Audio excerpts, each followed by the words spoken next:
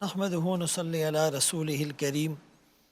انسان ہو اور ظرف نہ ہو، گویا کتاب ہو اور حرف نہ ہو۔ جی سب سے بنیادی بات یہ ہے کہ ہمارے ملک کے اندر حج کرنے میں پاکستان کا غالباً دوسرا نمبر ہے، جی عمرہ کرنے میں ہماری تعداد پہلے نمبر پر ہے۔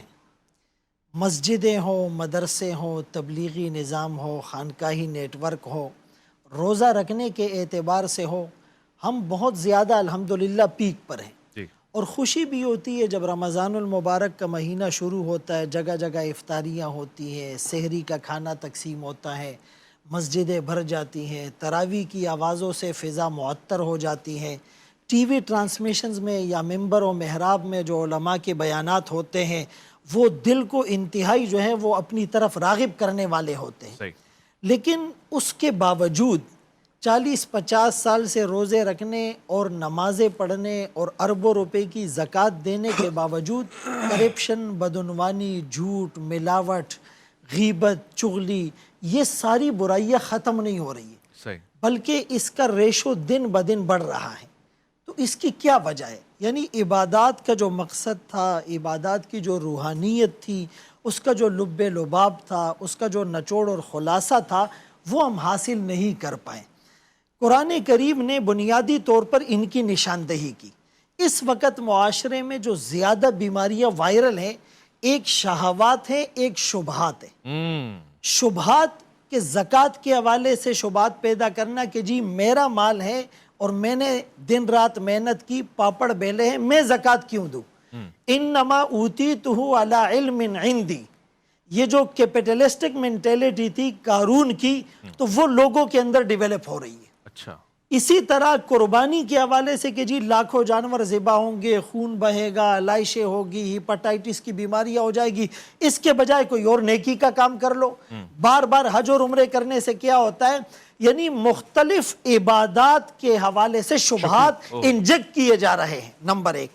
دوسری چیز شہوات، یعنی ہمارا میڈیا ہو، ہمارے اسکول کالجز ہو، یونیورسٹیز ہو، مارکیٹ ہو، بازار ہو، کتنی بے حیائی اور فحاشی کو پروموٹ کیا جا رہا ہے۔ ان الذین یحبون ان تشیع الفاحشہ، اس کے لیے قرآن کریم میں دو عذاب ہیں، دنیا میں بھی رسوائی، آخرت کے اندر بھی۔ اور فرمایا کہ جس نے حیا چھوڑ دی وہ جو چاہے کرتا پھرے۔ تو ان دو چیزوں کا حل قرآن نے کیا بتلایا کہ نماز کو پابندی سے قائم کرو، اور اس نماز میں خشوع بھی ہو اور اس نماز کے اندر روحانیت بھی ہو۔ فخلف من بعدہم خلف اضاعوا الصلاۃ واتبعوا الشہوات، کہ جن لوگوں نے نماز کو ضائع کیا وہ شہوات کے پیچھے پڑ گئے۔ دوسری بیماری جو ہے ہمارے اندر جو بدبختی اور شقاوت، یعنی قسوت قلب، قساوت قلب، دل سخت ہو چکے ہیں۔ قرآن کریم نے کہا اس کی وجہ کیا ہے کہ والدہ کے ساتھ حسن سلوک نہیں ہوتا۔ وَبِرًّا بِوَالِدَتِي وَلَمْ يَجْعَلْنِي جَبَّارًا شَقِيًّا۔ تیسری جو وجہ ہے کہ معاشی طور پہ ہر آدمی ڈسٹرب ہے۔ مولانا یوسف کاندلوی رحمۃ اللہ علیہ نے اس کا خلاصہ یوں بتایا کہ انسان اور چیزیں یہ ترازو کے دو پلڑے ہیں، جب انسان کی قیمت گر جاتی ہے ارتفعت قیمت الاشیاء، تو چیزیں مہنگی ہو جانا شروع ہو جاتی ہے۔ نیچے سے جیسے اعمال جائیں گے اوپر سے ویسے حالات آئیں گے۔ اللہ نے حالات کے سوئچ کو اعمال کے ساتھ جوڑا ہے۔ اعمالکم اموالکم میں اسی بات کو بتایا گیا۔ تو اگر ہم چاہتے ہیں کہ ہماری معیشت مضبوط ہو جائے تو قرآن سے کنیکشن مضبوط کرنا پڑے گا۔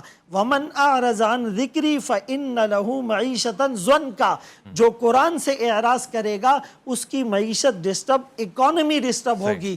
لوگ یہ سمجھتے ہیں کھانے کو نہیں ملے گا، پینے کو نہیں ملے گا، ایسا نہیں ہے۔ کھانے کو بہت، پینے کو بہت، پہننے کو بہت، سوار ہونے کو بہت، لیکن پرابلم فری اور ٹینشن فری لائف نہیں ہوگی۔